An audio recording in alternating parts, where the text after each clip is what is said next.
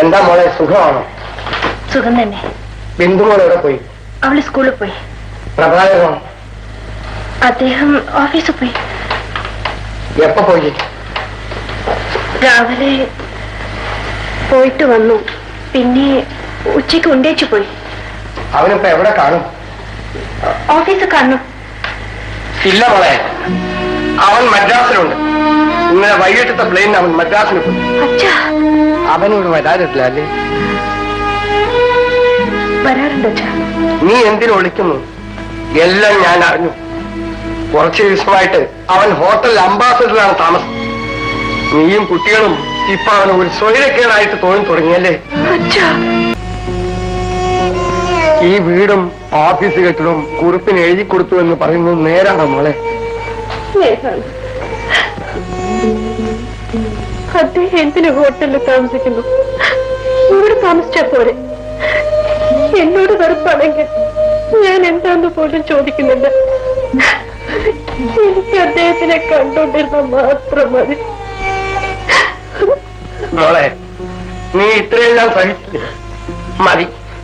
ഇനി നീ ഇവിടെ താമസിക്കാം. കുഞ്ഞുങ്ങളെയും വിളിച്ച് നീ എന്റെ കൂടെ വാ. ചെറുതാണെങ്കിലും എനിക്കും ഒരു വീടുണ്ട്. ഈശ്വരൻ അവന് നല്ല ബുദ്ധി തോന്നിക്കുമ്പോൾ അവൻ നിന്നെ തിരക്കി വരും. വാമോളെ. ഞാൻ വരില്ല. അദ്ദേഹത്തെ ഉപേക്ഷിച്ച് ഞാൻ ഒരിടത്തും പോവില്ല. Yes, Mrs Thomas. മദ്രാസ്. ആ തരൂ. ഹലോ സെലിൻ, ഇത് ഞാനാണ്, പ്രഭാകരൻ.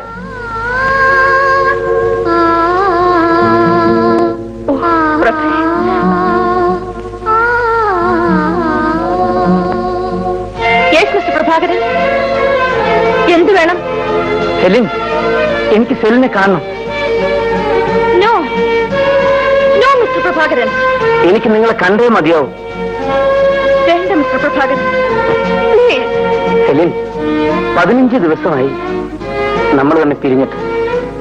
അതിനുശേഷം ഞാൻ ആകെ നേറുകയാണ്. സെലിൻ, പ്ലീസ്, ഞാൻ പറയുന്നു കേൾക്കൂ. എന്റെ ബിസിനസ് തകർന്നു, കുടുംബം തകർന്നു, മനസ്സിന് യാതൊരു സ്വസ്ഥതയും ഒന്നിനുമല്ല. എന്റെ മനസ്സമാധാനത്തിന് വേണ്ടി സെലിനെ ഒന്ന് കണ്ടാ മതി, ഒന്ന് കണ്ടാ മാത്രം മതി.